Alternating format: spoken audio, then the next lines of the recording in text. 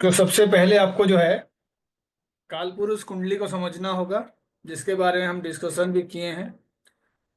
लेकिन आपको एक बात समझना है, क्योंकि हम कुछ प्लैनेट्स को नेचुरल कारक ऑफ धन कहते हैं। नेचुरल कारक। तो जो हाउसेस पे धन का एक्चुअल में सबसे ज्यादा इन्फ्लुएंस होता है, वो पांच हाउसेस जो है, आपका फर्स्ट हाउस है, सेकंड हाउस है, फिफ्थ हाउस है, ninth and eleventh. First, second, fifth, ninth and eleventh.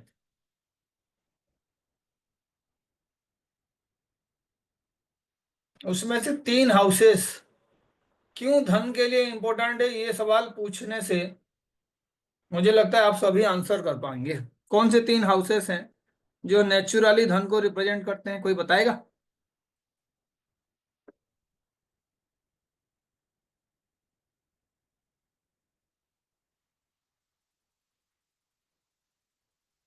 Swati ma'am आप बताइए।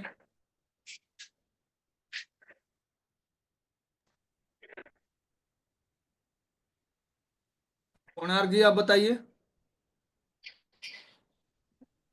2, 5 एंड 10। तो देखिए, यहाँ 11। पे मैं पांच हाउसेस लिखा हुआ हूँ। 1, 2, 5, 9 एंड 11। मैं पूछ रहा हूँ नेचुरली कौन से तीन हाउसेस होंगे जो धन के लिए बहुत ही ज्यादा इंपॉर्टेंट है। तो आप क्या बताएंगे? कुछ लॉजिक तो लगाइए ना। इतना हमने पढ़ाई कर लिया, अब धन के बारे में लोगों को एडवाइस कैसे करेंगे? तो जी, जो धन का देवी हैं उनका क्या नाम है? लक्ष्मी। लक्ष्मी। माँ लक्ष्मी। तो इसीलिए जिसको भी लग रहा होगा सेकंड हाउस भी मैं बोल दूं, अभी मैं आपको कहूंगा धन का लक्ष्मी अगर माँ महालक्ष्मी है, तो कुंडली में तीन हाउसेस को हमेशा कहा जाता है लक्ष्मी स्थान। कौन कौन से हैं? 159 159। 1, 5 एंड 9। सबसे ऑस्पिशियस हाउस भी वही है, ट्राइन कहा जाता है ना। ट्राइन, 1, 5 एंड 9। अभी कोई कहेगा सर धन के बारे में बात कर रहे हैं और आप जो है लक्ष्मी स्थान का बात करके कह रहे हैं 1, 5 एंड 9। लेकिन अभी तक तो हमने ये पढ़ा है कि जो धन का स्थान है, जिस प्लानेट को धनेश कहा जाता है, वो सेकेंड हाउस का लॉर्ड होता है ना। सेकेंड हाउस का लॉर्ड होता है और उसको जो है धनेश कहा जाता है। तो कालपुरुष कुंडली में धनेश कौन हुए?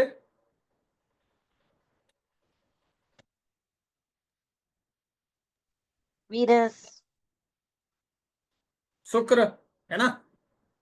और माँ महालक्ष्मी को भी उनका आशीर्वाद पाने के लिए जो प्लानेट का एक्चुअल में पूजा होना चाहिए, वो है वीनस, ऐश्वर्य का कारक, ऐश्वर्य लक्ष्मी। तो 1, 5 और 9 तो है ही, लेकिन जब लक्ष्मी जी का एक्चुअल में बात किया जाए कौन सा प्लानेट ऐश्वर्य को रिप्रेजेंट करेगा, now the answer is Lakshmi. Taurus is the sign, second house of the कालपुरुष कुंडली। और वो जो टॉरस का स्वामी है वो है माँ महालक्ष्मी जी को रिप्रेजेंट करने वाला प्लानेट शुक्र, भोग विलास का प्लानेट। और माँ महालक्ष्मी का वरदान ना हो तो आप एक्चुअल में जो भोग कारक प्लानेट का एक्चुअल में आशीर्वाद आपको मिलेगा नहीं। पैसा बहुत हो सकता है आपके पास, लेकिन उसको कोई दूसरा खर्च करेगा। आप एरिस्टोक्रेटिक जिंदगी अगर जिएंगे तो एंश्योर करेगा सेकेंड हाउस का स्वामी, जो धन है से कालपुरुष कुंडली का शुक्र। लेकिन अब आप ये सोचिए कि उस शुक्र की कुंडली में, यानी जहां पे शुक्र का ये स्थान है टॉरस, जिस साइन को हम कह रहे हैं धन का हाउस, उसमें एग्जल्टेड कौन होता है? मून। चंद्रमा। मून। तो कहीं पे ऐसे सवाल पूछा जाए कि ये सेकेंड हाउस के लिए चंद्रमा अच्छा रिजल्ट देगा या शुक्र अच्छा रिजल्ट देगा, तो आपका क्या आंसर होगा? मून। तो डेफिनेटली कौन चंद्रमा। सी है? कालपुरुष कुंडली का बात हो रहा है, तो इसीलिए ठीक, थैंक कालपुरुष यू। कुंडली में पहला हाउस एरीज है, सेकंड हाउस टॉरस है, और हम सिस्टमेटिकली उस पर बात कर रहे हैं कि जी पहले तो ये 5 हाउसेस हैं जिनको आप धन के लिए उपयोग करोगे, और जीवन में इससे बड़ा गुरुत्वपूर्ण चीज कुछ भी नहीं है, क्योंकि खाली पैसा को धन नहीं कहते हैं। धन एक बहुत ही बड़ा वर्ड है जिसपे कई सारे चीजें आएंगे। तो धन को रिप्रेजेंट करने के लिए अगर माँ महालक्ष्मी का नाम लिया जाए तो इससे अच्छा उपमा उसको रिप्रेजेंट करने के लिए कुछ भी नहीं होगा, वो नाम ही काफी है। और वो माता के नाम पे हमेशा कहा जाता है वो अष्टलक्ष्मी है, अलग अलग तरह का सिद्धि लाभ देते हैं। और इसीलिए किसी भी कुंडली में 1, 5 और 9 जो हैं वो हाउसेस जो हैं आपका लक्ष्मी स्थान कहा जाता है। लेकिन नेचुरल कारक कौन है धन का, ये जानने के लिए आप फिर क्या करोगे, उसी कालपुरुष कुंडली में जाके देखोगे कि वो 1, 5, 9 वाले जो साइंस हैं कौन कौन है जो इसको रिप्रेजेंट कर रहे हैं। तो डेफिनेटली एरीज, लियो और सेजिटेरियस, ये कालपुरुष कुंडली में 3 स्थान हैं जो कालपुरुष कुंडली का लक्ष्मी स्थान है। उसके बाद कालपुरुष कुंडली का जो सेकंड हाउस है टॉरस, शुक्र राशि, माँ महालक्ष्मी के लिए शुक्र का पूजा किया जाना चाहिए, और शुक्र का आशीर्वाद मिलने का मतलब है आपके लाइफ में ऐश्वर्य होगा, भोग होगा, परिवार में आपका जो है काफी अच्छा तरक्की होगा। और ये सेकंड हाउस के जितने भी अच्छे तमाम गुण हैं और जो चीजें हैं उससे आप धनी होंगे। आपका वाणी बहुत ही अच्छा होगा, आपका जो एक्सटेंडेड फैमिली है उसमें सभी के रिलेशनशिप बड़े अच्छे होंगे, कई सारे ऑस्पिशियस सेरेमनी वगैरह होगा, एक दूसरे के घर आना जाना रहेगा। वो सेकेंड हाउस का जो है सिग्निफिकेंस है। लेकिन उस पे कौन सबसे ज्यादा एग्जल्टेड होता है अगर पूछा जाएगा कौन सा प्लैनेट टॉरस साइन में सबसे पावरफुल होता है, तो ये भी नेचुरली सभी का आंसर होगा सर चंद्रमा यहाँ पे एग्जल्टेड होता है। तो मेरा सवाल था टॉरस साइन में शुक्र का रहना और चंद्रमा का रहना, ऐसे 2 कंडीशंस आपको दिया जा रहा है, तो आप कौन सा प्रिफर करेंगे, कौन सा प्लैनेट रहना चाहिए? चंद्रमा। डेफिनेटली चंद्रमा। इसके पीछे क्या लॉजिक है, हमने एक चीज बार बार कहा है क्लासेस में कि अगर आपको कुंडली समझना है, आपके जिंदगी को किसी तरीके से इन्फ्लुएंस करना है, तो आपको प्लैनेट कैसे काम करते हैं वो समझना पड़ेगा। क्योंकि सबसे पहला सवाल यही है, पहला हाउस का स्वामी सेकंड में बैठ जाए तो क्या होगा, सेकंड हाउस का स्वामी फर्स्ट में बैठ जाए तो क्या होगा, सेकंड का स्वामी 9th में बैठ जाए तो क्या होगा, 9th का स्वामी 5th में बैठ जाए तो क्या होगा। सारे लोग इसी आंसर के पीछे रहते हैं, और जो इसका आंसर एक्चुअल में जानता है वो अपने लाइफ में कई सारे चीजें जो है ढूंढ सकता है। तो जो धन का मतलब सिर्फ पैसा समझ रहे हैं, मैं उनको बता दूं धन एक सामग्रिक शब्द है। इस पे आपका जो है विद्या भी आएगा, इस पे जो है आपका जो सीखे हुए स्किल्स भी आएंगे, इससे आपका जो मानसिक शक्ति है वो भी आएगा। तो इसीलिए ये मानसिक शक्ति, अपना मेंटल एबिलिटी, आपका पर्सनालिटी, ये फर्स्ट हाउस है। जो आप स्किल सीखे हैं वो आपका 5th हाउस है। और जो हायर एजुकेशन है, अच्छा नॉलेज आपने गेन किया है, धर्म के लिए आपका इंटरेस्ट है, आप गुरुतुल्य बनने के लिए आपके पास बहुत सारे इक्विपमेंट्स हैं, सैजिटेरियस, ये नेचुरल साइन है जो माँ लक्ष्मी के स्थान को रिप्रेजेंट करते हैं कालपुरुष कुंडली में। तो हमने ये रूल लिखा था कि जहां पे भी कोई प्लैनेट एग्जल्टेड होके बैठा हुआ है, इसका मतलब है उस घर का रिजल्ट देने के लिए उस प्लैनेट के पास बहुत ज्यादा कैपेबिलिटी है, क्षमता है। तो इसीलिए कई बार होता है कि जो घर का स्वामी है उससे भी ज्यादा पावरफुल कोई दूसरा प्लैनेट होता है। तो हमें उस रिलेशनशिप को आज देखना है। तो पहले तो सबसे पावरफुल रिजल्ट देने वाला प्लैनेट किसी हाउस के लिए जो वहां पे आके बैठा हुआ है, तो इसी तर्क के हिसाब से टॉरस में सबसे अच्छा प्लैनेट कौन होगा? मून। चंद्रमा। ठीक है, तो इसीलिए सेकेंड हाउस का हमने बात कर लिया, धन का हाउस। तो अगर हम कालपुरुष कुंडली में धन के त्रिकोण को देखेंगे, धन का त्रिकोण, तो आप फिर अभी ये 159 पे कंफ्यूज नहीं होना, ये धर्म का त्रिकोण है। इसका सिंपल मतलब ये है, जो लोग धर्म को मानते हैं उनको मां लक्ष्मी का आशीर्वाद मिलता है। अब ये धर्म क्या है इस पे मैं जाना नहीं चाहूंगा, कि मां लक्ष्मी का आशीर्वाद पाने के लिए आपका फर्स्ट हाउस, फिफ्थ हाउस और नाइन्थ हाउस ये काफी अच्छे पोजीशन में होना चाहिए, यानी कोई एनिमी प्लैनेट यहाँ पे ना आए, जो उसका कारक स्वामी है वो आके यहाँ पे बैठ जाएं, या उनके साथ में जो आपका एटमॉस्फेयर है वो अच्छा हो, यानी उनके आसपास में जो साइंस होंगे उसमें उनका शत्रु राशि ना हो, उनके मित्र का दृष्टि वहां पे पड़े। तो ये सारा चीजें हम डिस्कस करेंगे, लेकिन आपको ये समझना होगा कि 2, 6 और 10 ये क्यों इंपॉर्टेंट है। 2, 6 और 10, तो आप देखिए धर्म के लिए तो 159 हो गया, तो एक एक आगे जाएंगे तो 2, 6 और 10 हो जाएगा, जो टॉरस, वर्गो और कैप्रिकॉर्न है। ये तीनों जो साइन है ये एक्चुअल में अर्थ के लिए इंपॉर्टेंट है, पैसे को लेके इंपॉर्टेंट है। तो आप देखिए सिंपल सा बात है, टॉरस यहाँ पे शुक्र का राशि है और एक्सल्टेड कौन होता है, चंद्रमा, टॉरस में। ऐसे ही वर्गो में कौन एक्सल्टेड होता है, मर्क्यूरी। वर्गो में मर्क्यूरी खुद होता है, जो व्यापार का कारक है, वाणिज्य वसति लक्ष्मी, यानी आप सरकारी नौकरी करो चाहे जितना तनख्वाह आप पाओ, जो बिजनेसमैन होते हैं, बिजनेसमैन उनका जो इनकम है प्रोपोर्शनेटली बहुत ज्यादा होता है। और यूजुअली डायरेक्टली और इनडायरेक्टली हम ये बिजनेसमैन के अंडर ही काम करते हैं। हम गवर्नमेंट का भी काम करें, आज के डेट में प्राइवेट पब्लिक मॉडल चल रहा है, और प्राइवेट कंपनीज का बहुत सारा इन्फ्लुएंस होता है। अरे तो जो भी बात कर रहे हैं काइंडली म्यूट करिए ना। बुलाया ना तुम्हें तो एनो मार्बल ले आवनो है भाई। बुलाया नहीं। ये कौन है पीछे, किसका माइक खुला है।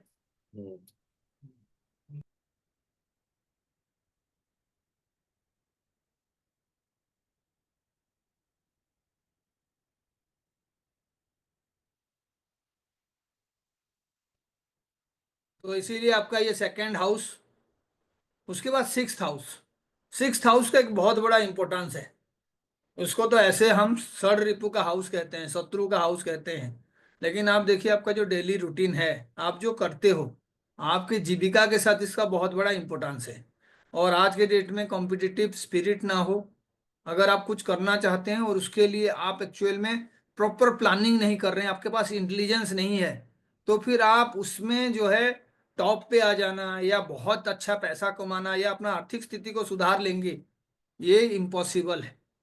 आपका मरकरी बड़ा अच्छा होना चाहिए, और मरकरी का जो भी सिग्निफिकेशंस हैं, अगर वर्गो साइन में कोई अच्छा प्लानेट आके बैठा हुआ है, फ्रेंडली प्लानेट आके बैठा हुआ है, और उस प्लानेट का नेचर आप फॉलो करते हैं डेली रूटीन पे, तो आपको डेफिनेटली उसके बदले आपका आर्थिक स्थिति सुधारने का बड़ा अच्छा मौका मिलेगा।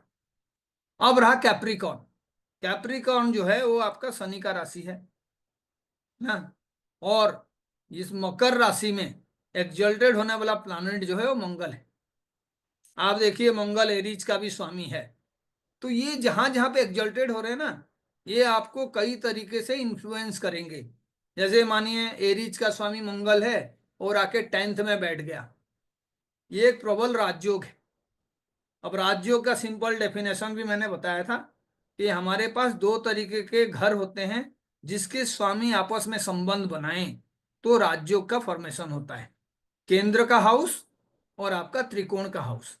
तो केंद्र के हाउस कौन कौन से हो गए कालपुरुष कुंडली में, 1, 4, 7, 10। तो आपको ये दिख रहा है एरीज, कैंसर, लिब्रा और कैप्रिकॉर्न, ये कालपुरुष कुंडली का जो है 4 साइन है, जिसको हम केंद्र का स्थान कहेंगे, केंद्र, केंद्र राशि। और आपका ट्राइन मैंने बता दिया था, एरीज, लियो और सेजिटेरियस। तो आप देखिए ये जो 1 नंबर का स्वामी है, नेचुरल स्वामी एरीज, वो आके कैप्रिकॉर्न में बैठ गए, तो आपका कौन सा रिलेशन हो गया, नेचुरली फर्स्ट हाउस के लॉर्ड के साथ 10th का रिलेशन हो गया, और जो आपके स्क्वायर हाउसेस हैं, सबसे पावरफुल स्क्वायर हाउस कौन सा है? 1. Fourth is the most powerful square house, ठीक है, फोर्थ हाउस। ये जो फोर्थ कह रहा हूं, 10th हाउस जो है कैप्रिकॉर्न साइन जो है आपका, 10th हाउस आपके जो भी चार्ट में आपका केंद्र स्थान बनेगा उसमें 10th हाउस जो है बहुत पावरफुल है। और ये कहा जाता है 10th हाउस खाली होना अच्छा नहीं होता, चाहे कोई शत्रु प्लानेट आके बैठ जाए, राहु केतु ही बैठ जाए, कोई ना कोई इस हाउस में बैठना चाहिए, जिसका इम्प्लीकेशंस क्या है हम आगे बात करेंगे। लेकिन ये जो कॉम्बिनेशन है, कहीं पे भी केंद्र का स्वामी त्रिकोण में बैठ जाए, त्रिकोण का स्वामी केंद्र में बैठ जाए, वो आपस में दृष्टि संबंध बना ले तो राजयोग का फॉर्मेशन होता है। तो आप देखिए यहाँ पे नेचुरली अगर हम देखेंगे तो जो मंगल है वो आके 10th में बैठ गया, तो अब एक को हम जो है लक्ष्मी स्थान के हिसाब से लेंगे और 10th को जो है हम स्क्वायर के हिसाब से लेंगे, क्योंकि एक जो है आपका ये दोनों है, ये स्क्वायर हाउस भी है और ट्राइन हाउस भी है। तो ये आपस में बैठ जाना ये बहुत बड़ा कॉम्बिनेशन को शो करता है, जहां पे आप कहेंगे कि मंगल जो है 10th में आके बैठा हुआ है और नेचुरल लग्नेश जो है वो आके 10th में बैठा हुआ है। तो हमें करना क्या है, इन तमाम चीजों को समझने के लिए पहले तो हमें नेचुरल कारकत्व को समझना है, उसके बाद भगवान ने आपको जो कुंडली दिए हैं उस चीज को समझना है। तो आप देखिए यहाँ पे हमने जो है ये तमाम चीजों को एक बार पहले देख लिया और हम कॉम्बिनेशंस बनाएंगे कि एक्चुअल में कौन से प्लानेट कहाँ पे होगा तो वो जो है राजयोग बना सकता है, और कौन से प्लानेट कहाँ पे होगा तो धनयोग बना सकता है। तो राजयोग के लिए आपका क्या कॉम्बिनेशन होगा, 1, 4, 7 एंड 10 के साथ 1, 5 एंड 9 का रिलेशनशिप आपको ढूंढना होगा। अगर आप 1 को जो है स्क्वायर के हिसाब से ले रहे हैं तो आपको ट्राइन देखना पड़ेगा, और अगर 1 को आप ट्राइन के हिसाब से ले रहे हैं तो आपको उसके स्क्वायर के साथ रिलेशन देखना पड़ेगा। तो मैं चार्ट में ये सारी चीजें बताऊंगा। ये आपका 1, 5, 9 और 1, 4, 7, 10 का जो कॉम्बिनेशन है एक दूसरे के साथ, उसको हम राजयोग कहते हैं।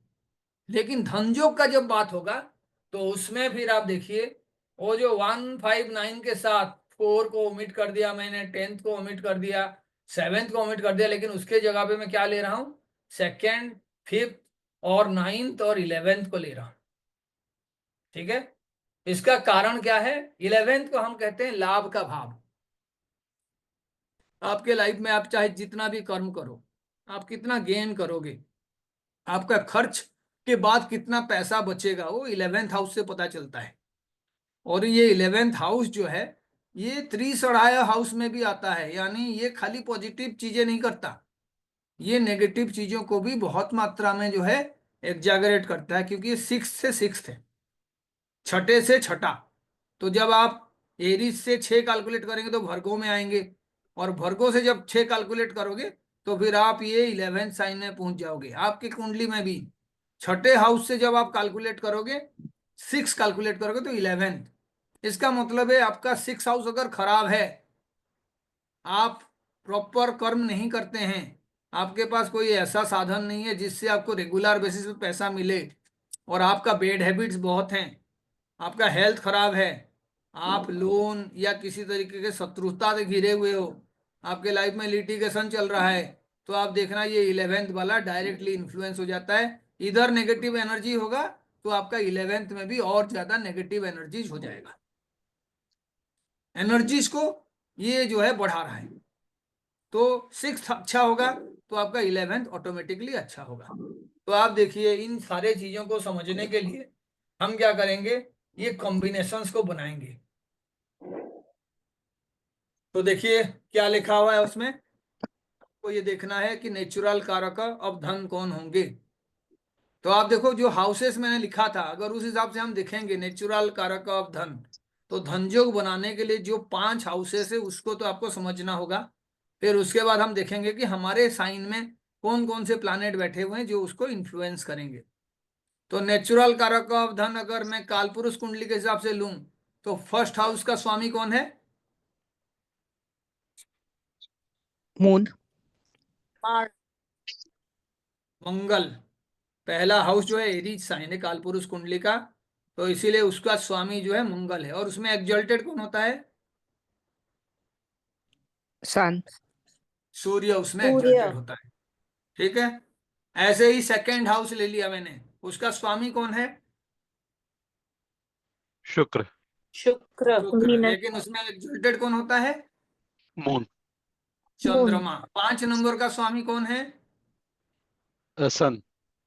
सूर्य। और सन। उस पे कोई भी एक्सल्टेड नहीं होता, राजा के घर में कोई एक्सल्टेड नहीं होगा। राजा जाके एक्सल्टेड हो रहे हैं एरीज में। जो आपका सेजिटेरियस वाला साइन है कालपुरुष कुंडली में, उसमें कौन एक्सल्टेड होता है अगर पूछा जाएगा तो उसका एक आंसर केतु है। केतु को एक्सल्टेड कई हाउसेस में क्लासिक के हिसाब से माना जाता है। बड़े सारे ऋषियां भी केतु और राहु के बारे में अलग अलग मत रखते हैं।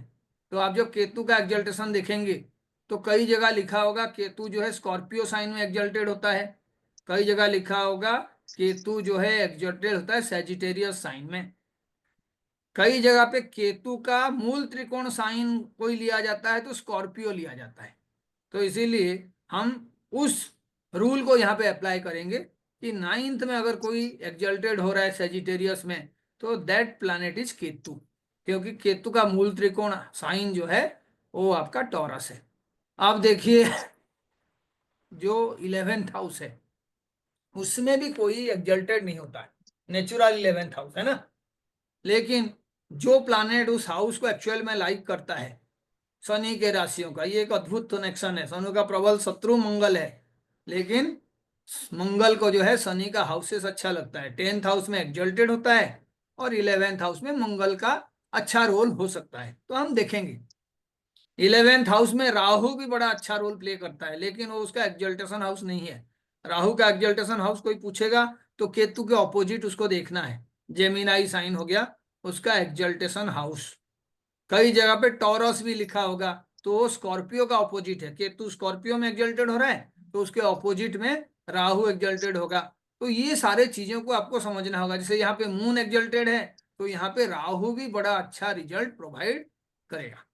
तो ये तो आपका हो गया, आप नेचुरल साइन के हिसाब से देख रहे हैं काल पुरुष कुंडली में। वो बार बार मैं इसको बता रहा हूं क्योंकि अभी हम उसका एप्लीकेशन भी देखेंगे। जगन्नाथ होरा में जो चार्ट अभी हम लिए हैं उस पर हम डिस्कस करेंगे। तो आपको ये म्यूचुअल कितने रिलेशंस हैं वो पहले मेंटली देखना होगा। जैसे मानिए कैंसर साइन में आके आपका जुपिटर बैठ गया तो जुपिटर क्या हो जाएगा?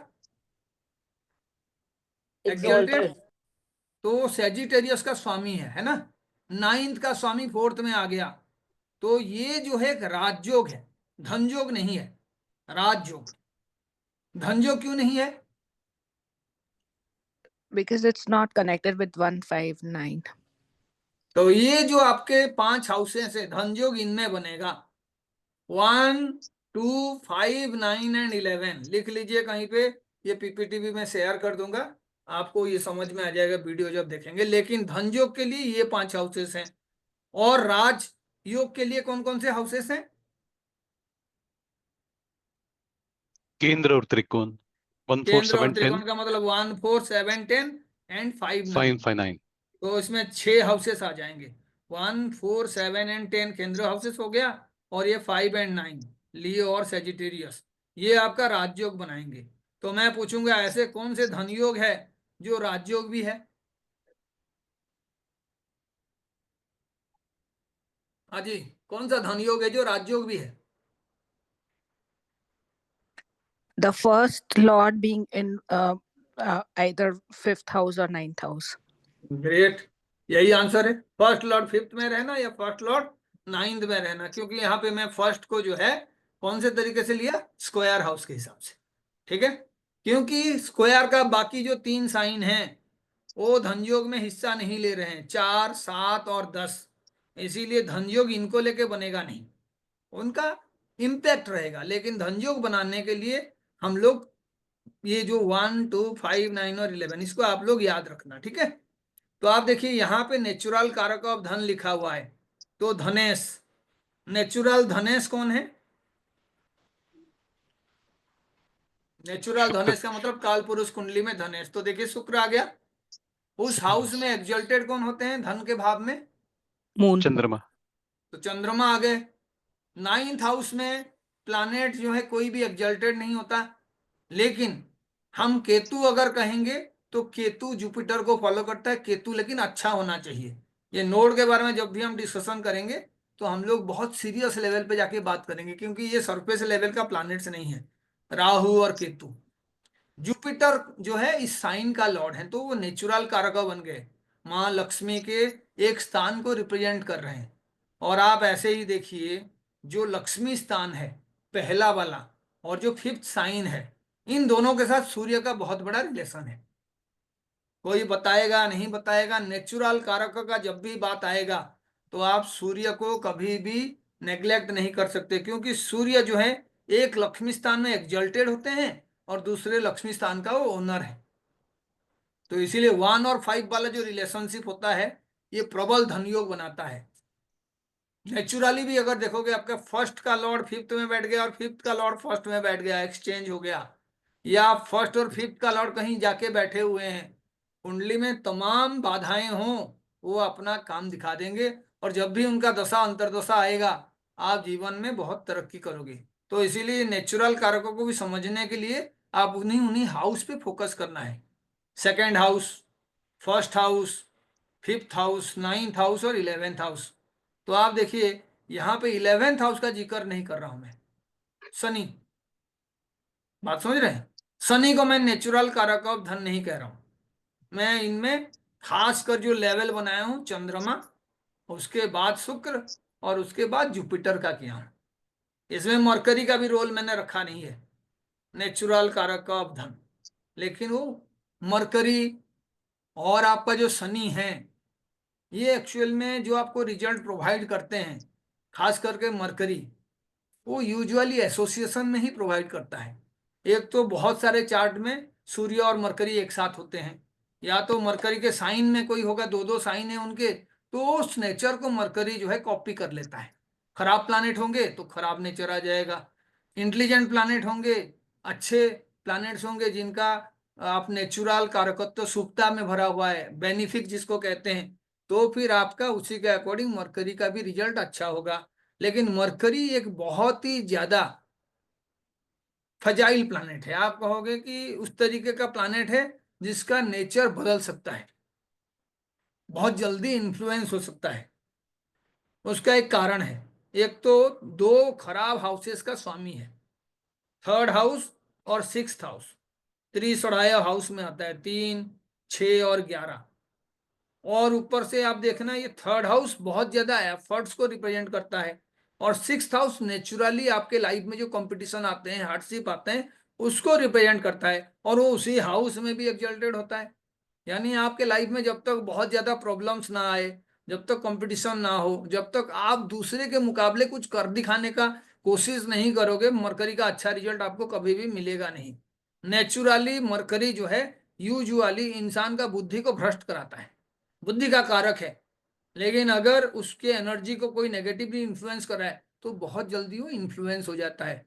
नेचुरली मरकरी का पावर को यूज करने के लिए आपको पहले डिफिकल्टीज को फेस करना होगा, चैलेंजेस को एक्सेप्ट करना होगा। तो इसीलिए इसको मैं नेचुरल कारक ऑफ धन नहीं कहता, जबकि बिजनेस को भी मरकरी रिप्रेजेंट करता है, इंटेलिजेंस को भी मरकरी रिप्रेजेंट करता है, और मरकरी जो है शुक्र का दोस्त है, मरकरी जो है शनि के साथ उसका अच्छा तालमेल है, और मरकरी जो है यूजुअली आज के डेट में जिस तरीके का बिजनेस मॉडल चल रहा है, सबसे बड़ा रोल अगर किसी प्लानेट का है वो मरकरी का है।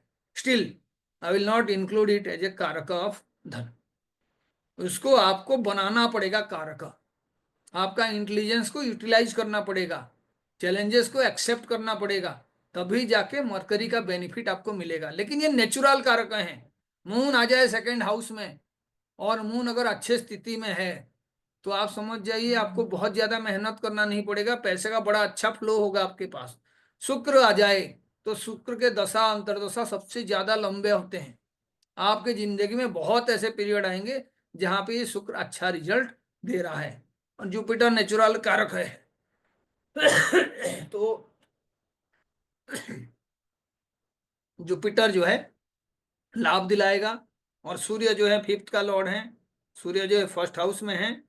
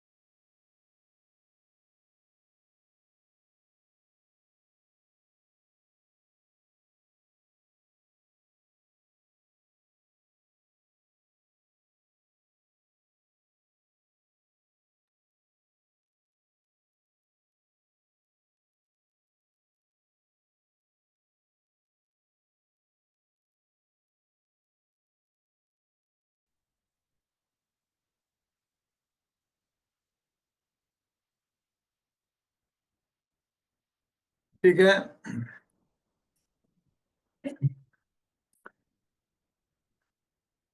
तो आप देखिए इस चार्ट में, निशा का चार्ट है। चार्ट देख के मुझे बताइए कितने धनयोग हैं इस चार्ट में। कौन से साइन देखोगे आप? 2 6 10 11। तो देखिए पहले D1 चार्ट दिख रहा है आप सभी को या नहीं दिख रहा है? दिख रहा है सर। हाँ बताइए कितने धनयोग हैं इस कुंडली में, यही मेरा सवाल है।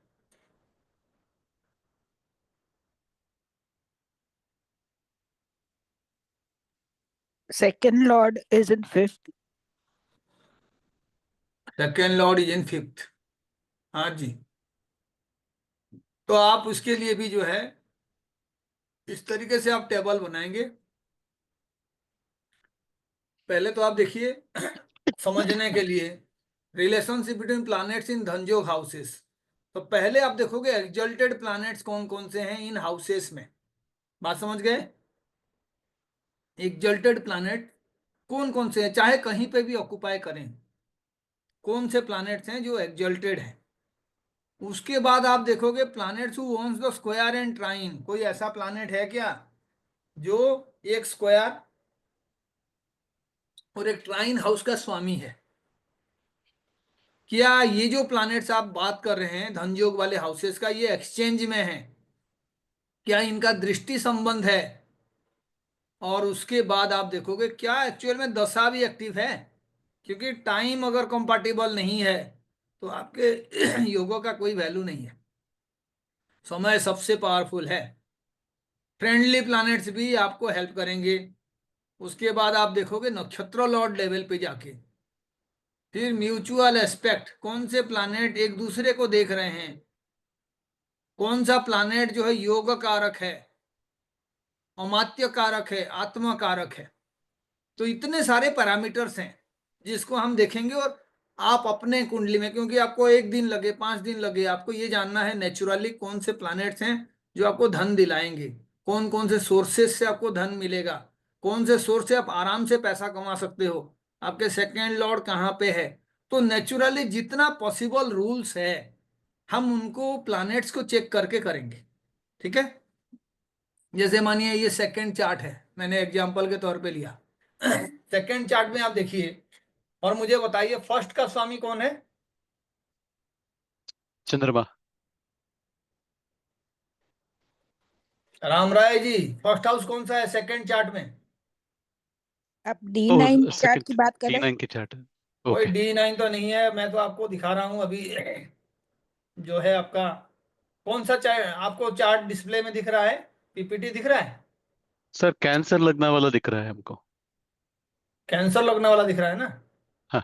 ठीक है जस्ट ए मिनट। हाँ, और मैं पीपीटी शो किया था आपको, दिख रहा था पीपीटी या नहीं? नहीं। नहीं सर, जगन्नाथ हो रहा दिख रहा है। अभी जगन्नाथ थोड़ा दिख रहा है ना? तो 1 मिनट।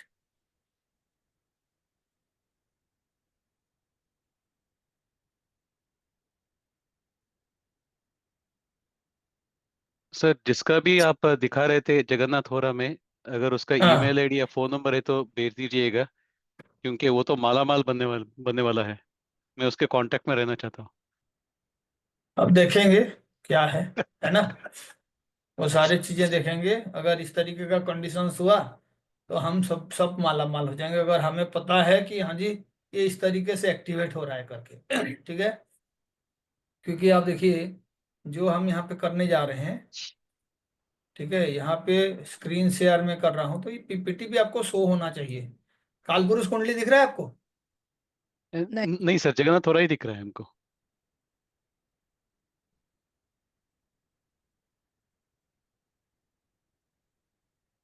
अच्छा ठीक है। तो इसमें आपका जो जो चीजें हम अभी बात किए उन सारे चीजों को जो है आपको एक बार जो है देखना पड़ेगा। पहला है एसेंडेंट का स्वामी, आपका ये चंद्रमा हो गया। ठीक है। Correct sir. उसके बाद आपका सेकंड हाउस का स्वामी सूर्य हो गया। उसके करेक्ट। बाद फिफ्थ हाउस का स्वामी कौन है? exalted in seventh. Swami Mars. पूछो। मार्स। मंगल हो गया। Mars sir. मंगल। नाइन्थ का स्वामी गुरु। मीन तो ये राशि। आपका 12 नंबर साइन लिखा हुआ है, तो गुरु बृहस्पति हो गए नाइन्थ का स्वामी। 11th का स्वामी, वो शनि है सर। और 11th शनि हाउस का रेट्रो। स्वामी जो है आपका शुक्र है। और Venus शुक्र है, है. ठीक है, विनर शुक्र। ठीक है, अब देखिए जो भी कह रहे हैं थोड़ा सा जो है उसको सही से जो देखिए, ये सेकंड साइन है, तो इसका स्वामी जो है शुक्र है। तो हम ये जो प्लैनेट्स लिख लिए इनके ऊपर हम क्या करेंगे, हम कंडीशंस देखने के लिए कोशिश करेंगे कि क्या इनमें कोई लिंक यहाँ पे दिख रहा है। तो पहले आप देखिए इस कुंडली में योग कारक प्लैनेट कौन है? संयोग का बात हो रहा है, तो योग कारक प्लैनेट हमें ऐसे देखना होगा कि कोई प्लैनेट 15 या 19 का स्वामी है क्या।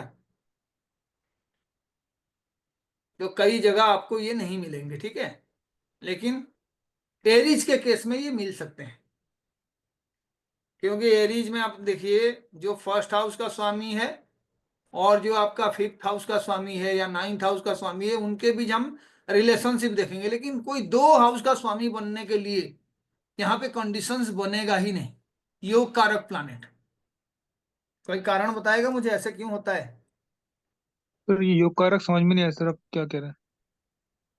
मेरे कहने का मतलब है कोई भी कुंडली में आपको देखना होगा कोई योग कारक प्लैनेट धन योग भी बना रहा है क्या। तो योग कारक प्लैनेट बनने के लिए क्या चाहिए आपको? गुरुजी, जो केंद्र का भी स्वामी हो और त्रिकोण का भी स्वामी हो तो वो त्रिकोण का योग भी कारक स्वामी हो है जाएगा। तो योग कारक होगा।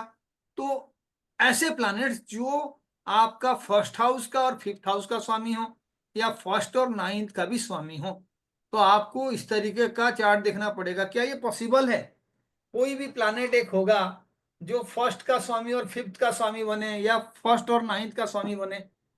पॉसिबल है? हाँ गुरुजी, दो दो राशियां वाले जो हैं ग्रह।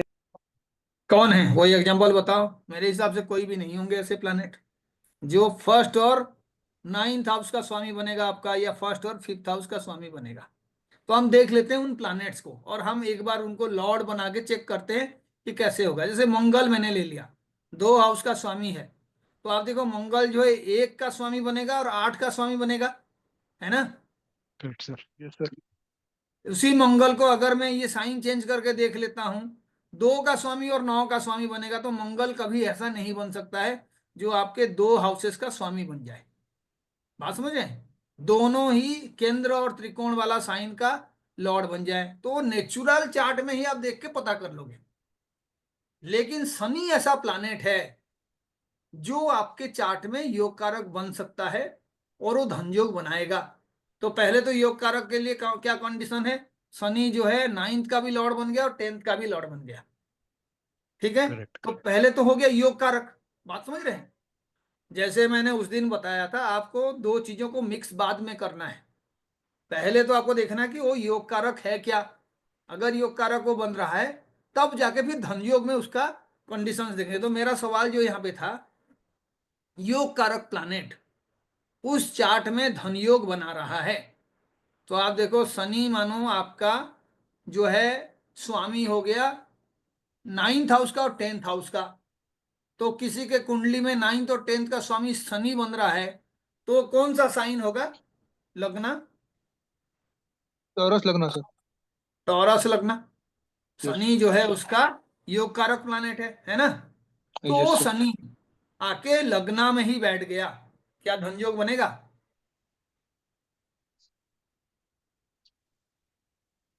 यस सर, क्योंकि ट्राइन और स्क्वायर का लॉर्ड है वहां पे। वो तो फर्स्ट हो गया हाउस में। योग कारक है, तो नेचुरली वो ट्राइन का लॉर्ड हो गया और जो है स्क्वायर का लॉर्ड हो गया, योग कारक बन गया।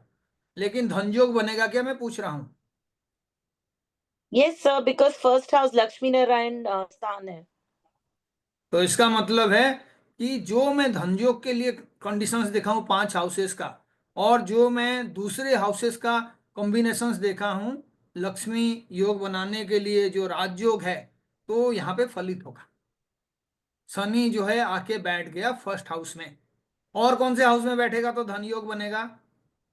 Sir I think second, fifth and second, sixth simple, and tenth. Second में बैठ जाएगा तो भी धन योग बनेगा, फिफ्थ में बैठ जाएगा तो भी धन योग बनेगा, नाइन्थ में बैठ जाएगा तो भी धन योग बनेगा, और 11th में बैठ जाएगा तो भी धन योग बनेगा। बात समझ गए? हाँ सर। योग कारक प्लैनेट धन के हाउस में आके बैठ गया, तो ये जो कॉम्बिनेशन हो रहा है ये हाउस का ओनर बना रहा है। लेकिन अच्छा धन योग के लिए ऐसे दो दो प्लैनेट का कॉम्बिनेशन, तीन तीन प्लैनेट का कॉम्बिनेशन होना बहुत ही अच्छा होता है। तो मुझे एक एग्जांपल देके बताइए, यहाँ पे ये सेकेंड हाउस में कौन से दो प्लैनेट बैठते तो सबसे बढ़िया धन योग बनता? देख के चार्ट बताइए। सवाल है सेकेंड हाउस में कौन से प्लैनेट्स बैठेंगे तो सबसे अच्छा धन योग बनेगा? गुरु और मंगल सर। गुरु और मंगल, ठीक है, अच्छा गुरु और माना मंगल बैठेगा। तो अच्छा आप माना देखिए वो। यहाँ पे गुरु जो है, पहले तो धन योग बनाने के लिए देखिए गुरु कौन से हाउस का स्वामी है, क्या वो हाउस का स्वामी के हिसाब से वो बैठ रहा है। तो आप देखिए गुरु जो है आपका इधर 12 नंबर हाउस का स्वामी बन रहा है ना। Correct sir. और गुरु जो है यहाँ पे आपका दूसरा छठे वाला। छठे का स्वामी बन रहा है। तो गुरु एक्चुअल में इतना ज्यादा अच्छा रिजल्ट नहीं देंगे, सिक्स्थ का स्वामी बने हुए हैं, ठीक है, उनका एनर्जी यहाँ पे आके कम हो जाएगा। साइन वाइज ठीक है, नाइन्थ का लॉर्ड फिफ्थ में बैठना, लेकिन वो सिक्स्थ का लॉर्ड है, तो इसीलिए वो सर बहुत अच्छा रिजल्ट नहीं देंगे। और कोई क्यों प्लैनेट नहीं देगा बताइए। सर? पूछे सर क्यों नहीं देगा, मतलब सर ऐसा क्या असर होगा वहां पे कि क्यों नहीं दे पाएगा सर? जो सिक्स्थ गुरु। का स्वामी है, जो आपका एट्थ का स्वामी है, और जो 12th का स्वामी है, ठीक है, जी ये सर। नेगेटिव हाउस को रिप्रेजेंट करते हैं, तो उनका एनर्जी कम हो जाता है जब भी इस हाउस का स्वामी बनते हैं। बात समझ रहे हैं? ओके। तो यस अभी सर। मैंने बुध के लिए भी जब समझाया था आपको, इसीलिए मैं समझाया था कि बुध जो है व्यापार का कारक है, वाणी का कारक है। बुध को विष्णु कहा जाता है, पालनहार का भूमिका में बुध होता है। आपके बुद्धि ना हो तो आपके लाइफ में सब कुछ बेकार है, पैसा बर्बाद कर सकते हो, आप जीवन को बर्बाद कर सकते हो। लेकिन वो बुध छठे हाउस में ही एग्जल्टेड होता है कालपुरुष कुंडली का, यानी कंपटीशन में, यानी आपको जो है आपका दिनचर्या सही करना पड़ेगा। आप देखो जितने स्पोर्ट्स पर्सन हैं, कितना उनका जो है रिगोरस ट्रेनिंग होता है, करोड़ों रुपए होने के बाद भी वो खाना वगैरह खाने में बहुत ज्यादा जो है सोच समझ के प्रॉपर डाइट, प्रॉपर एक्सरसाइज और रेगुलर रूटीन वो करते ही करते हैं। वो इतना आसान नहीं है। लाइफ में सक्सेसफुल होना आसान हो सकता है, लेकिन सक्सेसफुल बने रहना बहुत दिनों के लिए, that is not that easy. Mercury का तभी अच्छा रिजल्ट मिलेगा जब आप अपने वाणी को, आपके खान पान को, आपका तौर तरीके को आप बहुत दिन तक प्रॉपर वे में कंटिन्यू करोगे। अदरवाइज आपके पास जितना भी इंटेलिजेंस हो, that is of no use. Consistency बहुत ज्यादा जरूरी है, वो सिक्स्थ हाउस का सबसे बड़ा पावर है। इफ यू आर कंसिस्टेंट तो आप लाइफ में हर चीज गेन कर पाओगे। जिस तरीके से आप कंसिस्टेंट बनोगे उसका रिजल्ट मिलेगा। आप मानो कंसिस्टेंटली कोई तम्बाकू का सेवन कर रहे हो तो उसका डेफिनेट रिजल्ट आपको मिलेगा, कैंसर भी होगा, और बहुत जो है डिफिकल्ट डेथ प्रेडिक्ट किया जाएगा बिकॉज ऑफ योर हैबिट। आप लेकिन रोज जो है एक्सरसाइज कर रहे हैं, रोज जो है आप हर चीज को कॉम्पिटिटिव स्पिरिट के साथ कर रहे हैं, तो उसका रिजल्ट आपको मिलेगा। वो सिक्स्थ हाउस का पावर है। उसको हम लोग क्या कहते हैं, 10th हाउस से 9th है वो, है ना।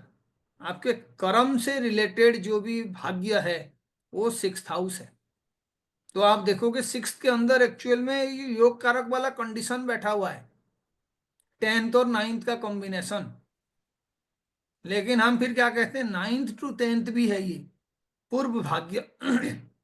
9th आपका पास्ट लाइफ हो गया, उसमें जो आपने कर्म कर रखे हो उसका रिजल्ट ये सिक्स्थ हाउस है।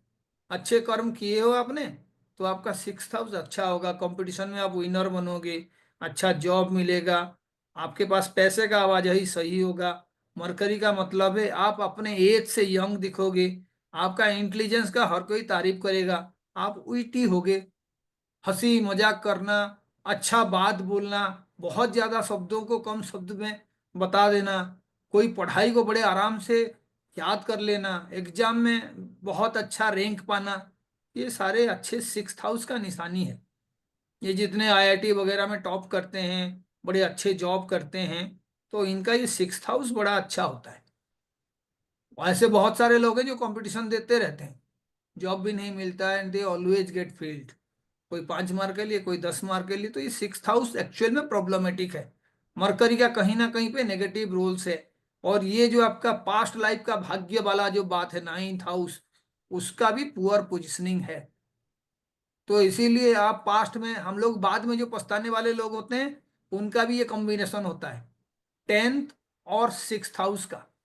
यहाँ पे 10 लिखा हुआ है और यहाँ पे जो आपका 8 लिखा हुआ है, उनका कॉम्बिनेशन मैं बता रहा हूँ, हाउस वाइज 9th हाउस और 6th हाउस का कॉम्बिनेशन। यानी जो लड़का मानो अपना पढ़ाई के टाइम में वो ध्यान से नहीं पढ़ाई किया, हार्डवर्क नहीं किया, तो अल्टीमेटली उसका पास्ट खराब हो गया। जब वो आगे जाके 20 साल बाद, 25 साल बाद देखेगा, तो कहेगा नहीं, मैं जब पढ़ने का टाइम था उस टाइम में बड़ा सीरियसली पढ़ा नहीं। तो अब देखो ये सारे प्लैनेट्स को आप एक बार नोट डाउन करेंगे, है ना। सेकेंड में एक्जल्टेड होने के लिए, 5th में एक्जल्टेड होने के लिए, या आपका 9th में और 11th में, और फर्स्ट को तो आपको देखना ही देखना है, क्योंकि ये तमाम हाउस का रिजल्ट जो है उसको एक्सपीरियंस कौन करेगा? आप खुद करोगे। आपका पर्सनालिटी उसी के बेस पे बनेगा, फाइनेंसेस के बने से बनेगा, हायर एजुकेशन से बनेगा, आप जो पैसा एक्यूमुलेट करते हो 11th हाउस के वजह से बनेगा, आपके स्किल्स के लिए, क्रिएटिविटी के लिए, आपका जिस तरीके का पॉपुलैरिटी है उसके वजह से बनेगा। तो ये तमाम हाउसेस बड़े इंपॉर्टेंट है। आपके जो फैमिली वालों का रोल बहुत बड़ा होगा। आप देखना कई बार लोग जब रिच हो जाते हैं तो अपने वो फैमिली बिजनेस में अपने एक्सटेंडेड फैमिली को भी शामिल कर लेते हैं।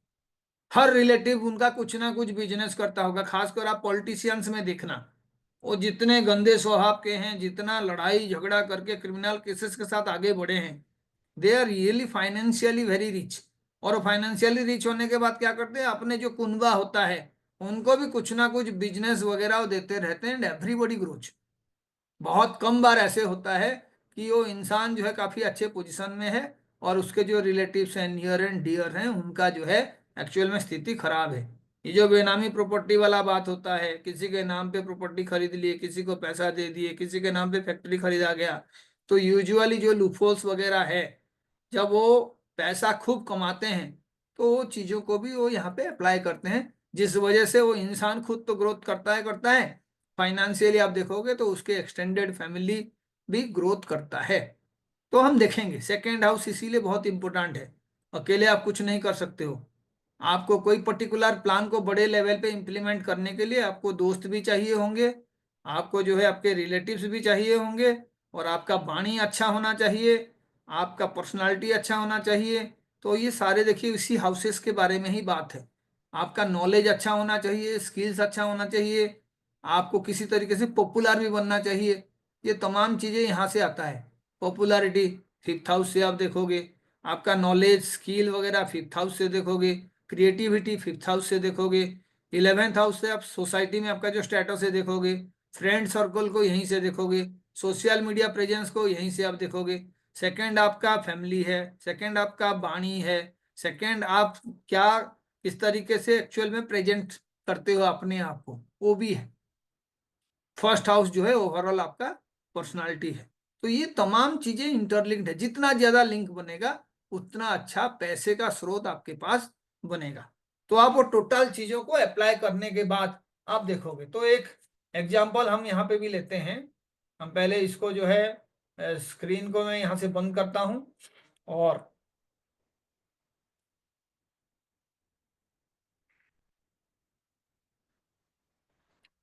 अब देखिए क्या दिख रहा है, कालपुरुष कुंडली। काल पुरुष कुंडली दिख रहा है। ठीक है, तो आप ऐसे उसको ये करोगे, ये भी आप नोट कर देना। अब तो दिख रहा है ना। किसी का भी चार्ट आप ले लीजिए और पहले आप उसको इस तरीके से प्रेजेंट करिए कि देखिए कि प्लैनेट धनयोग जो बना रहे हैं उनके बीच क्या रिलेशनशिप है, कौन कौन से एक्सल्टेड प्लैनेट हैं जो इस हाउस में हैं या इस हाउस का स्वामी बने हैं, कौन सा प्लैनेट है जो स्क्वायर और ट्राइन का भी लॉर्ड बन के यहाँ पे बैठा हुआ है, कौन से प्लैनेट म्यूचुअल एक्सचेंज में है, क्या सेकंड का लॉर्ड फिफ्थ में है, फिफ्थ का लॉर्ड सेकंड में है, हाउस वाइज एक्सचेंज बनाए हैं या आपस में एक्सचेंज बनाए हैं, चाहे कोई दूसरे जगह पे भी बैठे हैं, कौन कौन से प्लैनेट उस हाउस के ऊपर दृष्टि डाल रहा है। उसके बाद आपको देखना है कि दशा कौन सा एक्टिव है। बात समझ गए? क्योंकि आप जिस टाइम में इनका अच्छा रिजल्ट पाने के लिए सोच रहे हो और अभी जो टाइम चल रहा है उसमें मिसमैच हुआ तो फिर आप उस एनर्जी को इम्प्लीमेंट करके धनी बनना आसान नहीं है। तो इसीलिए पहले से आपको टाइम देखना पड़ेगा। उसके बाद आप नक्षत्र लॉर्ड लेवल पे भी जाओगे, खाली आप राशि के लेवल पे नहीं जाओगे, आप नक्षत्र लॉर्ड के लेवल पे जाओगे। क्यों जाओगे नक्षत्र लॉर्ड लेवल पे? सर फल वही देगा, नक्षत्र ही देगा। नक्षत्र स्वामी ही रिजल्ट प्रोवाइड करेगा। तो ये सारे चीजें आ गया। उसके बाद उसमें आत्मकारक प्लानेट और अमात्य कारक प्लानेट को भी जोड़ देना, क्योंकि आत्मकारक का मतलब है आपको रिप्रेजेंट करने वाला वो प्लानेट है, आपका पर्सनालिटी किस तरीके का होगा उसमें आत्मकारक का रोल सबसे बड़ा होता है। अगर आत्मकारक नीच अवस्था में है, आत्मकारक प्लानेट जो है शत्रु से घिरा हुआ है, आत्मकारक प्लानेट जो है किसी दुस्थान में बैठा हुआ है, 6, 8, 12 में बैठा हुआ है, डिग्री वाइज जो है 0 डिग्री के आसपास है या 30 डिग्री के आसपास है, तो उसका स्ट्रेंथ एक्चुअल में ठीक नहीं है। तो आप अपना हेल्थ को सुधारोगे, आप उस प्लानेट के कारकत्व को एनर्जेटिक बनाने का कोशिश करोगे। तो आत्मकारक कौन सा प्लानेट होता है? जो हाईएस्ट डिग्री वाला होता है। हायर डिग्री वो से। हाईएस्ट डिग्री वाला। उसके बाद जो सेकंड हाईएस्ट वाला होता है अमात्य कारक, पैसा देने का, जॉब दिलाने का जो प्लानेट है वो अमात्य कारक प्लानेट है। ठीक है? तो आपको ये तमाम चीजें पहले देखना होगा। आपने मानो देखा आपके चार्ट में कि जो आपका ज्ञाति कारक प्लानेट है वही आपके सेकंड हाउस में बैठा हुआ है, तो प्रॉब्लम कौन सा होगा? न्यातिकारक वाला। सेकंड हाउस से रिलेटेड प्रॉब्लम होगा। ठीक है? ओके। बात समझ गए? ज्ञाति कारक क्या होता है? जो प्रॉब्लम दिलाता है प्लानेट। तो ये आपका दूसरे एस्ट्रोलॉजिकल फॉर्म में है, लेकिन मैंने इसका रिजल्ट देखा है, तो ये सारा चीजें आपको जो है अप्लाई करना पड़ेगा। तो मैं अभी ये जो चार्ट दिखाया हूं आपको, यहाँ पे भी आप देखो ये जो चार्ट है ना, इस चार्ट में आप देखिए और मुझे बताइए कि कौन कौन से धन योग आपको दिख रहा है। बताइए, एक एक करके मुझे बताइए। राम राय जी आप बताइए।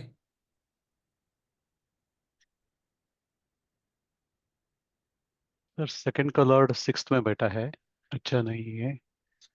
तो फिफ्थ लॉर्ड गुरु। सर तो फिफ्थ देखिए, लॉर्ड मैं स्वक्षेत्र है। एक बार देखिए, मैं इस तरीके से एक चार्ट बनाने का कोशिश किया हूं। आप ना किसी का भी अगर कुंडली में संयोग देखना है, आपको देखना है कि कौन कौन से प्लानेट एक्चुअल में वो करा रहे हैं, तो आप इस तरीके का एक प्लानेट का चार्ट बना दीजिए। बहुत ही आसान होगा आपको रिजल्ट देखने के लिए। ये तो देख देख के आप बता रहे हो, लेकिन मानो जैसे मैंने चार्ट बनाया, तो मैं जो है क्या किया, यहाँ पे जो चार्ट है आपका, है ना, इस चार्ट को रिप्रेजेंट करने के लिए कोशिश किया। ठीक है? अब देखो ये वाला चार्ट दिख रहा है। अपने चार्ट को मैंने जो है एक फॉर्म में लिखने के लिए कोशिश किया। टाइम लगेगा, लेकिन आपको पहले से ही पता चल जाएगा कौन से टाइम के लिए आप पहले से तैयारी करोगे, है ना। पता चला नहीं तो आप जो है बिना बात के परेशान हो रहे हो और आप जो है समय को ही गवा दिए। क्योंकि रिच बनना है ना, पहले आपको ये कंडीशंस, ये मैंने चार्ट बनाया और मैंने इसको इस तरीके से कर दिया। आप देखिए, पहला हाउस के लिए स्वामी कौन है? मार्स। मंगल। उस हाउस में कौन कौन से प्लानेट बैठे हुए हैं? तो मैंने लिख दिया Mercury and sun. Sun. Second house का स्वामी कौन है? जुपिटर। जुपिटर। कौन बैठा है? खाली है। फिफ्थ हाउस का स्वामी कौन है? जुपिटर। बैठा कौन है? केतु। नाइन्थ हाउस का स्वामी कौन है? चंद्रमा। बैठा कौन है? मंगल। 11th हाउस का स्वामी कौन है? मरकरी। बैठा कौन है? राहु। राहु। एस्पेक्ट किसके ऊपर है? फर्स्ट हाउस का जो लॉर्ड है या फर्स्ट हाउस के ऊपर किसका एस्पेक्ट है। तो मैंने देख दिया कि भाई केतु का 9th एस्पेक्ट है और चंद्रमा का भी एस्पेक्ट है फर्स्ट हाउस पे, जुपिटर का 2nd हाउस पे एस्पेक्ट है, राहु का 5th हाउस पे एस्पेक्ट है, केतु का जो है 11th हाउस पे एस्पेक्ट है। तो आप देखो इतना सारा जब आप लिख लोगे तो आप वहां पे जो भी प्लैनेट्स आपको बहुत दिखेंगे वो आपके लिए अच्छा पैसे का स्रोत बनाएंगे। सिंपल सा फंडा है, यानी वो प्लैनेट जो है आपके एक्चुअल जो हाउसेस हैं धन के लिए उनको एक्टिवेट करें। तो देखो यहाँ पे कौन से प्लैनेट आपको खास करके दिख रहा है, मुझे देख के बताओ इतना बनाने के बाद। Jupiter. प्रोमिनेंटली दिख रहा है जुपिटर, उसके बाद आप देखो राहु भी दिख रहा है ना, जुपिटर और राहु। तो आप समझ जाओ कि जुपिटर और राहु के कॉम्बिनेशन का जब भी टाइम आएगा आपको पैसे का जो है बहुत अच्छा स्रोत मिलेगा ही मिलेगा। उसके बाद आप देखिए मून और मरकरी भी हैं, लेकिन मून का स्ट्रेंथ के हिसाब से, मरकरी के स्ट्रेंथ के हिसाब से आपको ये सारे लिस्ट बनाना होगा। गोचर का भी लिस्ट बना दीजिए तो आप अपने लाइफ में अच्छा मनी फ्लो का जो है टाइम आराम से निकाल लेंगे। तो इसीलिए पहले तो आप जैसे ही यहाँ पे जाके देखोगे तो यहाँ पे आपको कैलकुलेट करना पड़ेगा ये कौन है करके, समराइज करने के लिए। लेकिन आप ऐसे कर सकते हैं, आप देखिए जुपिटर जो है यहाँ पे 8th हाउस में बैठा हुआ है, 8th हाउस में, और 8th हाउस का जो साइन है एक्चुअल में वो 11th के साइन के साथ लिंक है उसका, है ना, मरकरी के साइन में बैठा हुआ है और उसमें राहु बैठा हुआ है। 2nd का लॉर्ड जुपिटर है, 5th का लॉर्ड भी जुपिटर है, तो जुपिटर का रोल ऐसे ही अच्छा हो गया। लेकिन वो आके 8th हाउस में बैठा हुआ है तो फाइनेंशियल प्रॉब्लम हार्डशिप रहेंगे ही रहेंगे। लेकिन अगर आपने इसके साथ कुछ रिमेडीज किया जुपिटर वाला तो अल्टीमेटली आपका जो ये 8th हाउस वाला एनर्जी है जो एक्चुअल में नेगेटिव एनर्जी है वो धीरे धीरे प्यूरिफाई हो जाएगा।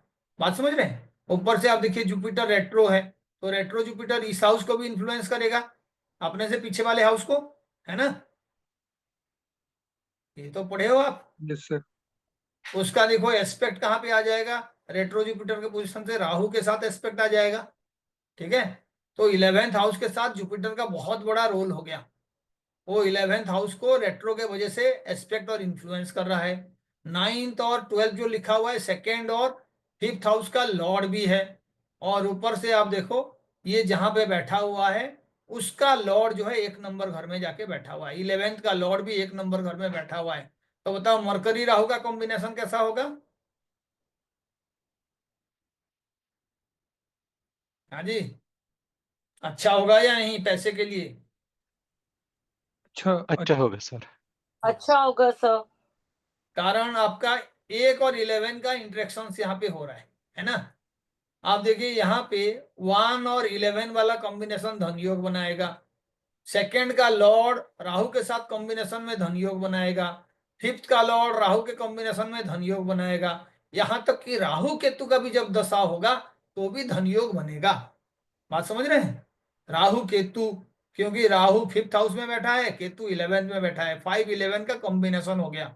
हाउस वाइज एक्टिवेशन आप देखोगे तब जाके आप चीजों को समझोगे। उसके बाद आप क्या करोगे, आपके जो हाउसेस से पैसा आएगा उसको जीरो इन करोगे। पहले तो पता चल गया कौन से प्लानेट आपको पैसा दिलाएगा, जितने ज्यादा प्लानेट्स इस लिस्ट में आएंगे बार बार रिपीटेशन होगा तो आप समझिए वो प्लानेट आपके लिए पैसे के मामले में उतना बड़ा वरदान है। उसके जितने भी दशा अंतरदशा आएगा उसको तो आपको नोट डाउन करके रखना है ताकि आप उसको प्रॉपर वैल्यू के साथ यूटिलाइज कर पाओ। पहले से ही समय का लिस्ट बनाइए, उसके बाद उसके रिलेशंस बताएंगे how the money will come. तो यहाँ पे आप देखो ये जो आपका कॉम्बिनेशन है इसमें पैसा लाने का जो आपका कॉम्बिनेशन से उसको आप बताओ। 2nd का स्वामी को क्या कहते हैं, Danesh. धनेश। धनेश, यानी जो धन दिलाएगा। तो ये 2nd हाउस का प्लानेट आके यहाँ बैठा हुआ है तो धन कहाँ पे दिलाएगा, ट्रांसफॉर्मेशन, पौत्रिक संपत्ति, ससुराल।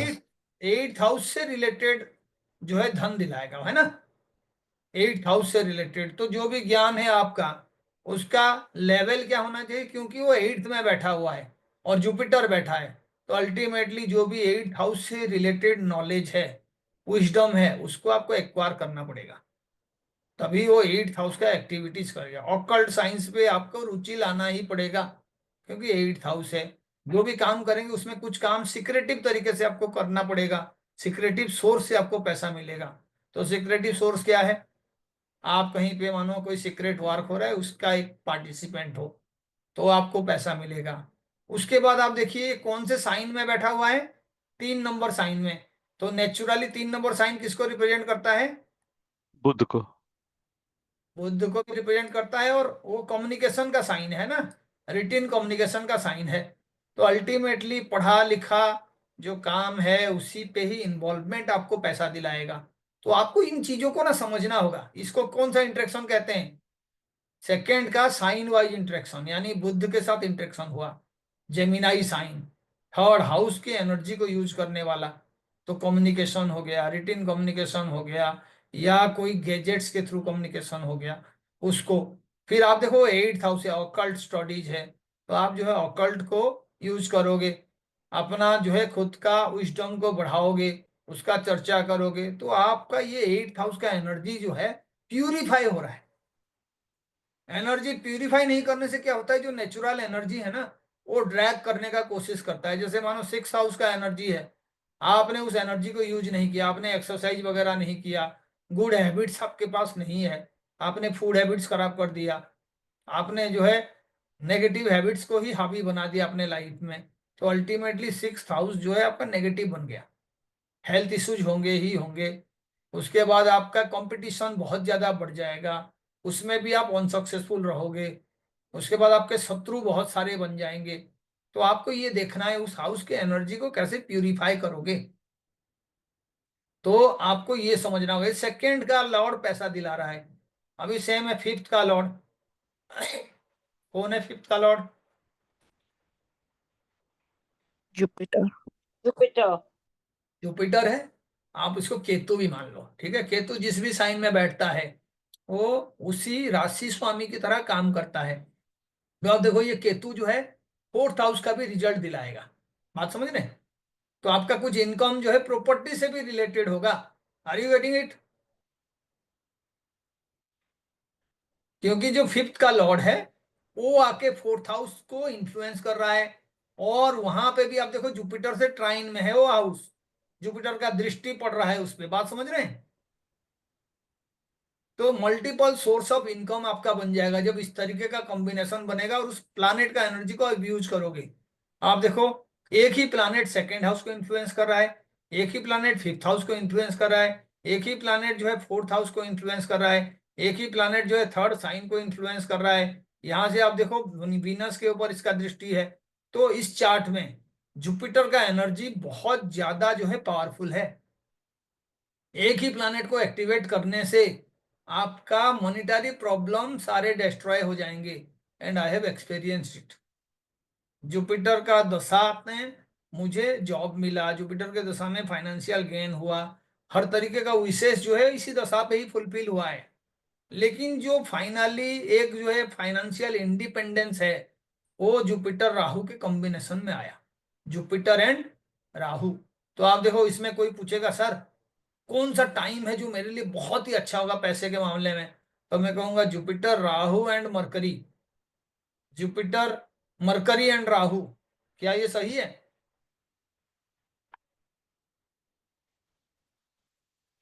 G. Yes, sir. जब Yes, sir. तक जुपिटर का एनर्जी प्यूरिफाई नहीं हुआ ये अच्छा नहीं है।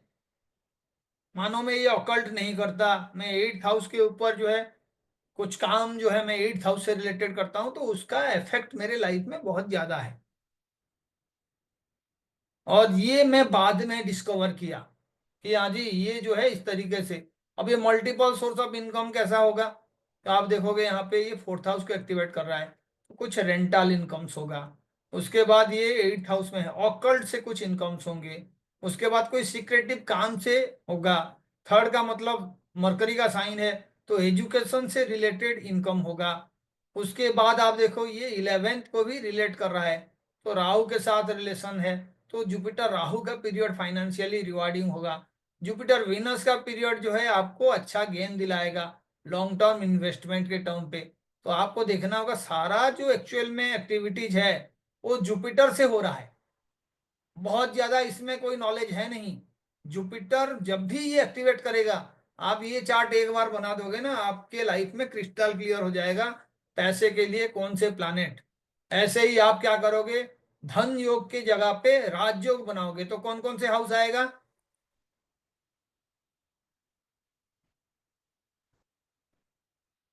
हाँ जी, सर 1 4 7 10। बहुत ही बढ़िया। राजयोग बनाना है तो आप क्या करोगे, 1 4 5 7 9 10 जो है ये सारे को आप कर दोगे 1 4 7, और आपका जो है 5 और 9, ठीक है, 5 हाउसेस ऐसे ले लेना और उसमें राजयोग देखना। तो वो जो राजयोग बनेगा उसमें भी ये प्लानेट जो है आपके रिपीट होंगे। इनका दृष्टि का भी जिसको आइडिया है कर देगा। मैं एक फुल टेबल जो है बना दूंगा, लेकिन जो भी आज का ये नॉलेज जो है ना यूज करेगा, अल्टीमेटली मैं जो है अनीशा को भी कहूंगा कि ऐसा टेबल सब एक एक बना के मुझे नेक्स्ट क्लास में शेयर करो, धनयोग के लिए टेबल और राजयोग के लिए। तब हम टाइम भी देख लेंगे कि कौन सा टाइम जो है आपको सबसे अच्छा रिजल्ट प्रोवाइड करेगा। बात समझ गए? उसके बाद आपका जो है सबसे इंपॉर्टेंट पॉइंट जो अभी हम डिस्कस करेंगे वो है आपका ये वाला चार्ट।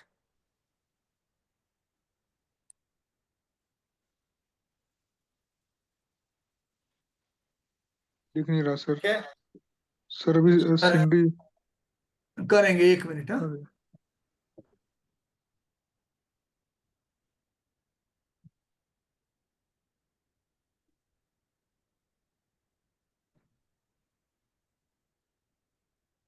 आप लोगों में से हिंदू लगन का कैलकुलेशन कितने लोगों को आता है? रिवाइज करना पड़ेगा, मगर आपने सिखाया था प्रवत जी। हाँ जी, हाँ जी, सारे अप्लाई करने का टाइम आ गया। मैं अभी इसको कैसे हम लोग जो है यूज करेंगे अपने लिए ना, ये जैसे मैंने चार्ट बताया था आपको, उस पे आपको देखना है। तो रिवाइज करने के लिए मैं सिंपल आइडिया आपको दे देता हूँ। सबसे पहला तो है, आप जब भी ये करोगे तो आपको ये देखना होगा कि आपका लगन से 9th हाउस पे कौन सा साइन पड़ रहा है, साइन देखना है। तो कौन सा साइन आ रहा है यहाँ पे अनिशा के चार्ट में? मकर। मकर। कौन है स्वामी उसका? सैटर्न। उसका स्वामी जो है सैटर्न है, ठीक है। तो सैटर्न जब उसका स्वामी है तो आपको ये भी देखना होगा कि सैटर्न अगर स्वामी है तो उसी के अकॉर्डिंग सैटर्न का पॉइंट हो गया 1, ठीक है, 1 पॉइंट। और जब 1 पॉइंट होता है तो आप देखो,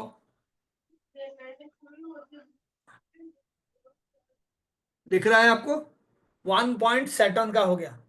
उसके बाद आप देखिए मून से 9th हाउस कौन है?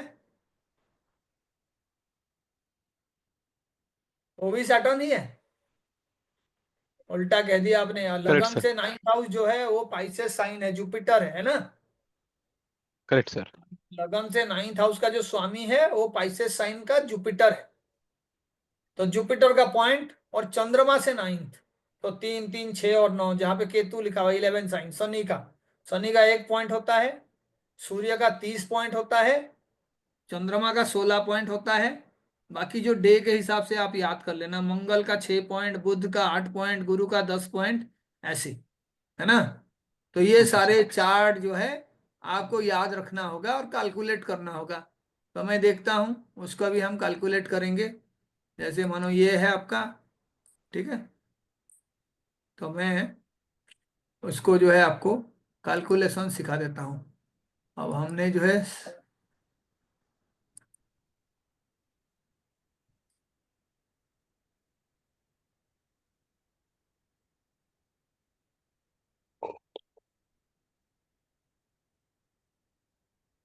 एक मिनट,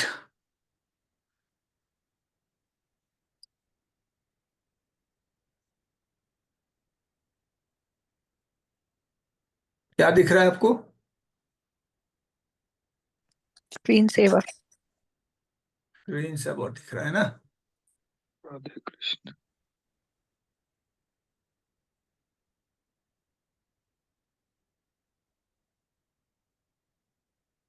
कैलकुलेटर सो रहा यस सर। है ना। तो पहले तो जो कैलकुलेशंस वगैरह है आप उस पे करोगे। आपको क्या देखना है, पॉइंट्स थोड़ा सा आप याद कर लीजिए। जो पॉइंट्स है प्लानेट के वाइज मैंने बताया था, एक बार आपको जो है उसको समझना होगा। पहले तो ये 30 पॉइंट्स किसका है, सूर्य का। सूर्य का है। उसके बाद आप देखिए चंद्रमा का जो है वो आपका 16 पॉइंट है, 16 है ना। चंद्रमा का आपका 16 पॉइंट,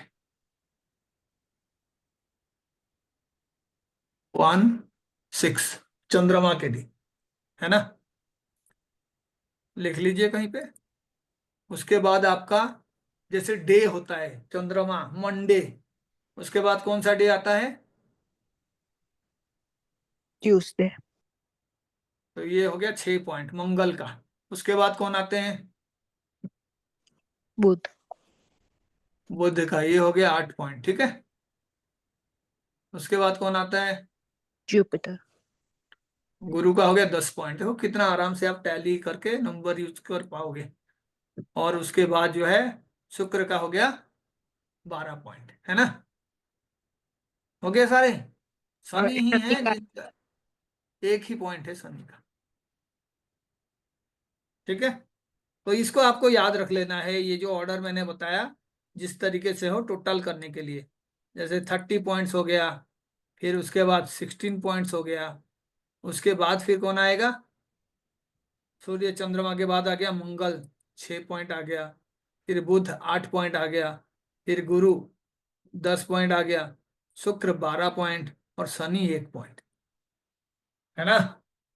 ये देखो आगे सारे 30, 16, उसके बाद देखिए 6, 8, 10, 12 और 1। 30 किसका है, सूर्य का। सन 16 चंद्रमा का। 6 सोमवार के बाद मंगलवार आता है, मंगल का। 8 बुध का। 10 10 जो है गुरु का। 12 जो है शुक्र का। और 1 किसका, शनि का। तो आप देखो अनीशा के चार्ट में जो आपके राशि आ रहा था, ठीक है, 9th, जुपिटर से, जुपिटर के लग्न से 9th कौन सा राशि आ रहा था, बाइसेस। पाइसेस। तो पाइसेस का कितना पॉइंट हो गया, स्वामी जो है बृहस्पति हैं 10 पॉइंट। हाँ 10 पॉइंट। और शनि का कितना पॉइंट, 1। तो 1 तो शनि भी आ रहा था, है ना। टोटल कितना पॉइंट हो गया, 11 पॉइंट हो गया, है ना। 11। तो आप क्या करोगे, चंद्रमा से काउंटिंग करना शुरू करोगे। जहां पे भी चंद्रमा है वहां से 11 साइन जो है आपका वो बनेगा आपका, है ना। वो बनेगा आपके लिए योग कारक प्लानेट,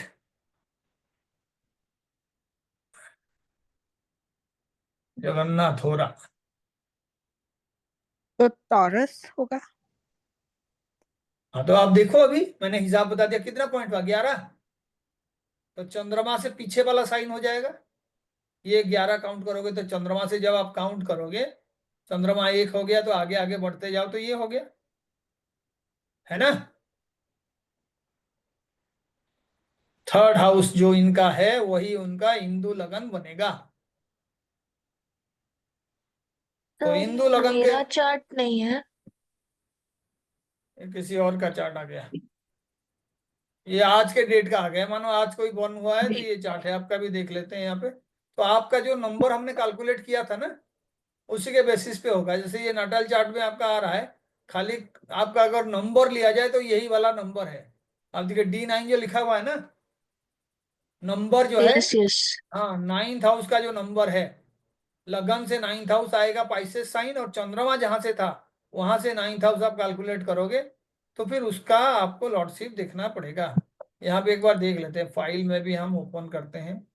और इसमें मैंने नाम आपका सेव किया था कि नहीं पता नहीं, नाम लिखा था मैंने, सेव नहीं हुआ था। ऑन टाइटल, हाँ इसमें होगा, देखते हैं। ये है ना, अब आ गया होगा अनीसा। यस तो आप देखो यस। यहाँ लगन से 9th हाउस कौन सा हो गया, ये वाला 12 नंबर साइन लिखा हुआ नाइन्थ है, स्पाइसी। तो कितना है उसका स्वामी का नंबर 10 है ना, जुपिटर का 10। 10। और उसके बाद चंद्रमा से 9th हाउस देखो, यहां से ये आ जाएगा, शनि का साइन आ रहा है, यस। चंद्रमा से काउंट करो, 3 3 6 3 9, केतु जहां लिखा हुआ है, 10 से 11 पॉइंट हो गया, तो चंद्रमा से काउंट करो, 1 2 3 4 5 6 7 8 9 10 11, ये है आपका हिंदू लगन, मंगल का हाउस है ना, और मंगल के ऊपर जुपिटर का दृष्टि है, तो ये हाउस जो है एक्चुअल में आपका, इसको कहते हैं पैसा कमाने के लिए जो एक्चुअल में आपका स्थिति है ना, वो ये 10th हाउस से डिसाइड होगा। तो शुरू में जो भी आपके पसंदीदा जॉब है, जो प्रमोशन से पोजीशन से ये एम्प्टी है, तो उसमें प्रॉब्लम होगा, लेकिन इसी के वजह से ही आपका फाइनेंशियल प्रोग्रेस होगा। तो आप देखो यहां से अपना लॉर्ड कितने दूरी पे है, जो आपका लग्न का लॉर्ड है कितना दूरी पे है,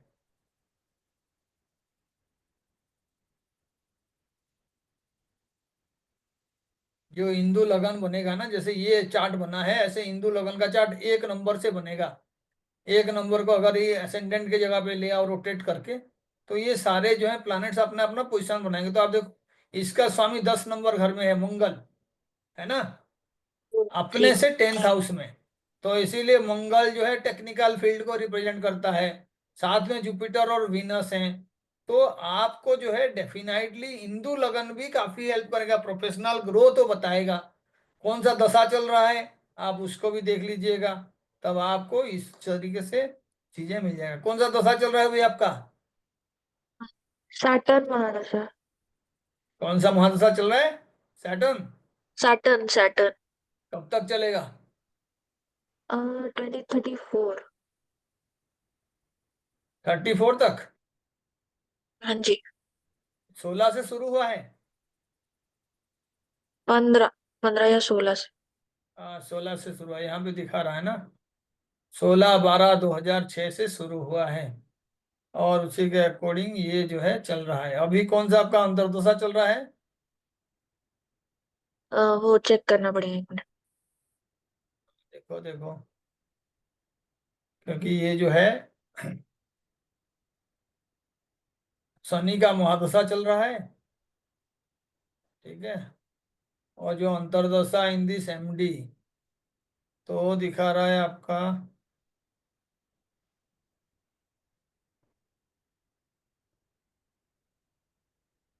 राशि दशा, इसमें कई तरह के दशा सिस्टम है, तभी मैं इसको जो है आज सैटर्न वीनस। सैटर्न और वीनस का चल रहा है। तो आप देखो सैटर्न जी। जो है आपका पाइसेस साइन में है 9th हाउस में, तो 9th हाउस एक्टिवेट हो गया, और वीनस जो है 7th में है, ठीक है, लेकिन वीनस जो है 9th के यस। लॉर्ड के साथ है, बात समझ रहे हैं, सैटर्न एंड वीनस, और साथ में जो है आपका हिंदू लगन का स्वामी भी वहां पे है, तो ये फाइनेंशियली यस। रिवार्डिंग ईयर है आपके लिए। आपको तो अभी प्रमोशन भी मिला है ना, हाँ सर। और भी अच्छा स्कोप आपको मिलेगा ये साल में। उसके बाद फिर बीएनएन भी अप्लाई करेंगे हम, और ये सारे चीजों को देखेंगे, लेकिन आप पहले ना कैलकुलेशन सीख जाओ, और जैसे मैंने बताया था टेबल बनाना सीख जाओ, और आपके लाइफ में कौन से अच्छे टाइम आएंगे उसको आप करो। इस ऐप में मैं थोड़ा सा और काम करूंगा, तब जाके इसको यूज करेंगे, क्योंकि इसमें खाली राशि चार्ट नहीं है, यहाँ पे आपका ट्रांजिट है, उसके बाद आपका जो है मुंडन चार्ट भी है, कोई क्वेश्चन पूछ रहा था उस पे, फिर बेसिक्स में भी कई सारे चीजें आ रहे हैं, अलग अलग दशा सिस्टम है, तो ये आराम से जो है देखा जा सकता है, और इसको हम प्रॉपरली यूज करेंगे। इसमें जो है आप अयमांस चेंज करके भी अलग अलग चार्ट्स जो है निकाल सकते हैं, तो मैं इस पे काम करूंगा आगे, जो है ना हम इसी पे ही धीरे धीरे धीरे धीरे यूटिलाइज करेंगे, थोड़ा सा और एक्वेंटेड हो जाए बड़ा अच्छा होगा। ठीक है, आज के लिए इतना ही। Thank you. जी शुक्रिया सर, धन्यवाद। हाँ जी, हाँ जी, नमस्कार।